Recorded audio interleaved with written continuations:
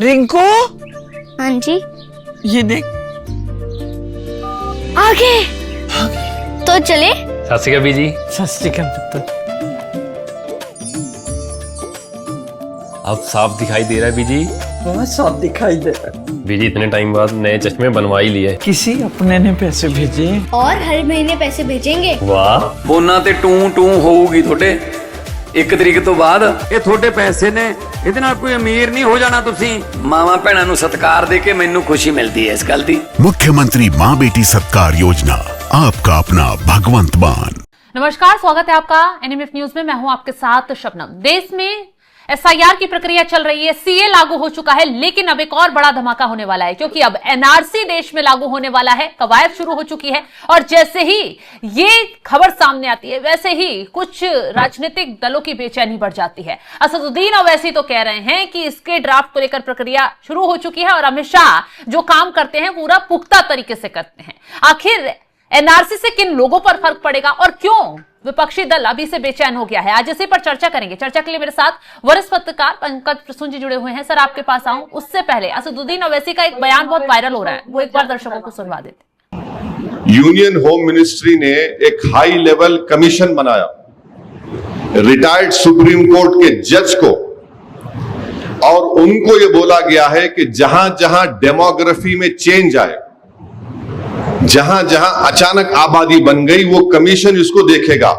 और तीसरी बात जो अमित शाह ने वो मीटिंग ली, उसमें कहा कि जो नाम एसआईआर में जो 6 करोड़ नाम एक्सक्लूड हो गए वो उसको भी चेक करेंगे।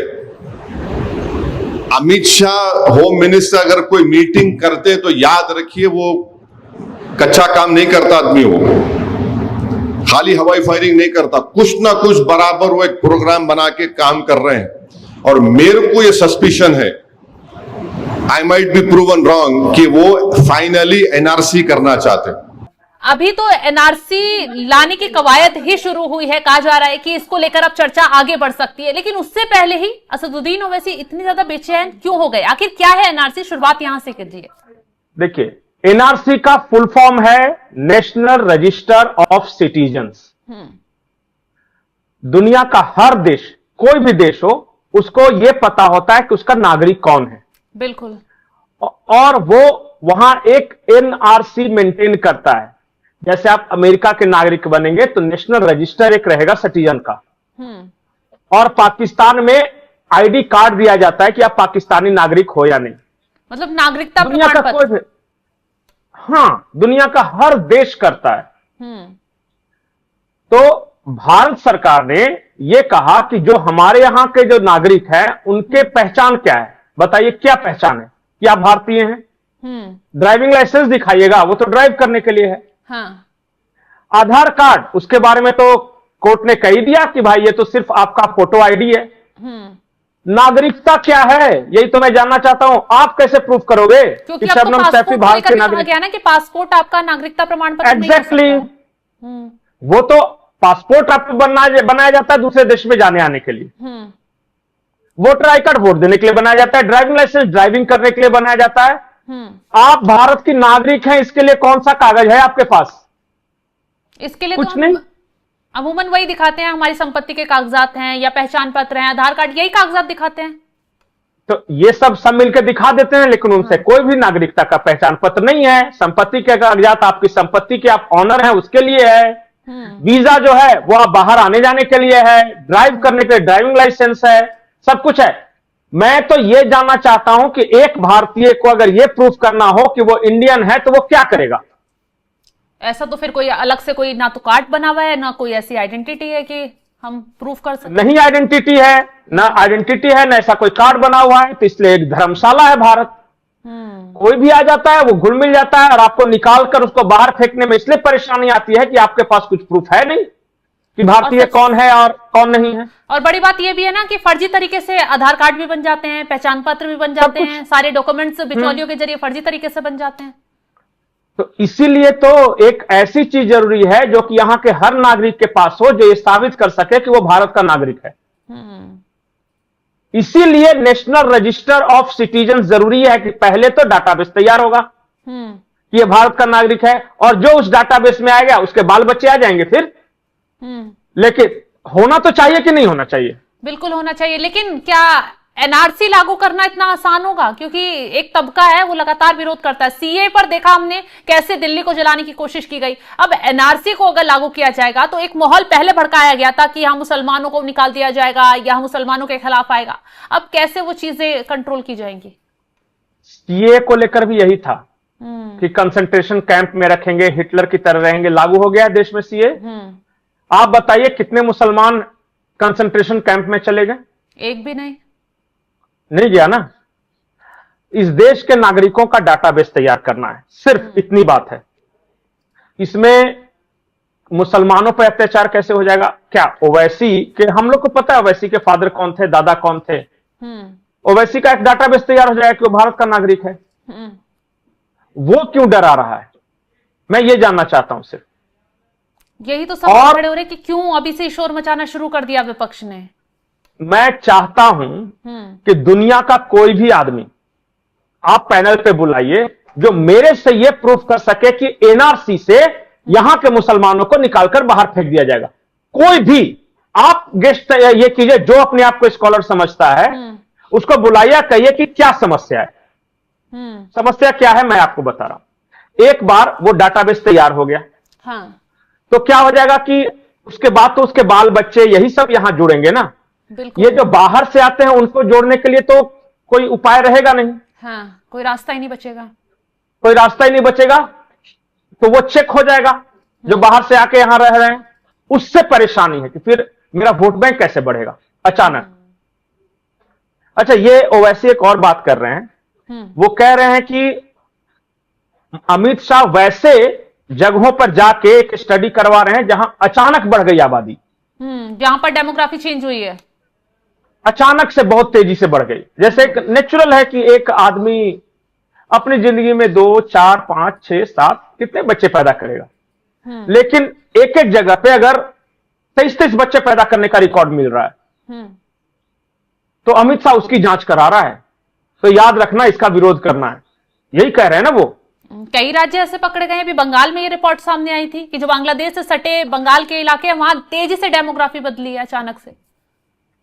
तो इस देश के लोगों की सुरक्षा के दृष्टिकोण से यहां के रिसोर्सेस पे जो दूसरे आके कब्जा करते हैं, जो परेशानी होती है लॉ एंड ऑर्डर, उसको रोकना है या नहीं रोकना है, ये बताएं। बिल्कुल रोकना है। वैसे खुद अगर प्रधानमंत्री बन जाएंगे तो क्या करेंगे? भारत का बॉर्डर खोल देंगे? वो क्या करेंगे कि कोई भी आ जाओ, कोई दिक्कत नहीं है, बस हमारा वोट बैंक होना चाहिए। ऐसा नहीं करेंगे ना। लेकिन इन लोग अभी वही राजनीति कर रहे हैं। अगर ये एसआईआर के बाद डेमोग्राफिक जो कमिटी बनाई गई है, हाई पावर कमिटी बनाई गई, उसकी स्टडी के आधार पर अगर इस देश में एनआरसी लागू होता है तो देश के लिए अच्छा है। कुछ नेताओं के लिए अच्छा नहीं हो सकता। हो सकता है कि जो बांग्लादेशी घुसपैठियों के वोट बैंक को लेकर सोचते हो कि हमें वो विधायक बना देगा या सांसद बना देगा, उनकी बात मैं नहीं कर रहा हूं। एज ए कंट्री हम सुरक्षित हो जाएंगे, हमारे लोगों को ही नौकरी मिलेगी, हमारे लोगों को ये मिलेगा। मैं एक बात बताता हूं, मैं तो बंगाल में गया हूं उन इलाकों में जहां पे बांग्लादेशी रहते हैं। वहां के जो लोकल मुसलमान हैं वो परेशान रहते हैं, क्योंकि वो राजमिस्त्री का मान लिया कि कोई राजमिस्त्री का काम कर रहा है तो लोकल काम करेगा 700 रुपए में। बांग्लादेशी खाली हाथ आया है, वो 400 में काम करने लगेगा। मतलब लोग उनसे काम करवाते हैं। यही काम, यही हो ही रहा है। वो आएंगे, एक कहेंगे कि आपके यहां मकान में रहना है, लोकल मुसलमान के मकान में, चूंकि मुसलमान है तो मुसलमान के मकान में किराया बोलता है। बोला ठीक है, कितने लोग हो? तो मैं हूं और एक मेरा भाई है जो कि आया है। बोले ठीक है। अब वो जब मकान मालिक 6 महीने बाद अपना रूम देखने जाता है तो पता चलता है वहां 14 रह रहे हैं और खाली भी नहीं करते। बोलते कि नहीं खाली करेंगे, लड़ाई झगड़ा सब कुछ होगा। यही हो रहा है। अच्छा, किसको ज्यादा परेशानी हो रही है? यहां के लोकल मुसलमानों को ही हो रही है ना परेशानी। यही हो रहा है हकीकत में। कोई भी बांग्लादेशी आता है तो वो हिंदुओं के मोहल्ले में नहीं बस जाता, पहले वो मुसलमानों के रिसोर्सेज पर ही कब्जा करता है, उन्हीं की नौकरियां सबसे पहले खाता है। आप एक शू का दुकान, जूते का दुकान खोल कर रख दो, कल को बांग्लादेशी आएगा, कुछ नहीं करेगा, खाट पर बिछा के जूता रखना शुरू कर देगा और वो आपसे सस्ता देगा, क्योंकि आपको दुकान का किराया देना, उसको तो खटिया का कुछ है ही नहीं वहां। तो ऐसे में तो एक्शन होना चाहिए। पंकज जी, एक चीज ये भी बताइए, एनआरसी आएगा तो अपनी नागरिकता का प्रमाण देने के लिए चीजें, उसका क्राइटेरिया क्या होगा? क्योंकि अभी सीए आया, उसको लेकर के आपको जमीन के कागजात दिखाने होंगे, आपको कितने साल पुराने से आप वोटर लिस्ट में हैं, उस सब का चीजें देनी होंगी। अब एनआरसी में क्या चीजें लोगों को दिखानी पड़ेंगी? सबसे पहले तो एसआईआर हो गया लगभग सारे देश में। ये तो पता चल गया कि शबनम के ये नहीं थी तो इसके पिताजी या इसके खानदान के कोई व्यक्ति 2003 वाले में भी थे। हाँ। तो वो तो आपका जो एसआईआर में आ गया वो तो स्वतः ही नागरिक हो गया। तो 80% समस्याएं तो अपने आप सुलझ गई। अब उन लोगों के बारे में कि जो नहीं आ सके हैं एसआईआर में, हाँ। उन्हीं की समस्या सिर्फ रह गई है ना। जो एसआईआर प्रक्रिया के बाद यहां के वोटर रह गए, उनमें तो कोई डाउट नहीं है कि वो भारतीय हैं। उनको तो एक बार में आई कार्ड दे दो, इंडियन, कि भाई आप इंडियन हो, तो नागरिकता हो गई। दूसरी बात, जो बच गए, जो नहीं अपना वोटर लिस्ट में कर सके, उनके पास मौका है साबित करने के लिए कि आप बताओ।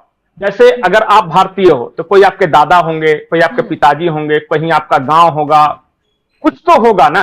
कुछ नहीं होगा तो मैट्रिक सर्टिफिकेट होगा, बिल्कुल। वो नहीं होगा चलिए अनपढ़ हो गए। चीजें तो होंगी जो चली आ रही होंगी, कुछ तो होगी जो आपको ये बता सके। जब कुछ नहीं है, मान लिया कि बोल दे कि मेरे दादा तो हैं पर वो ढाका में है, तो उसका क्या करोगे?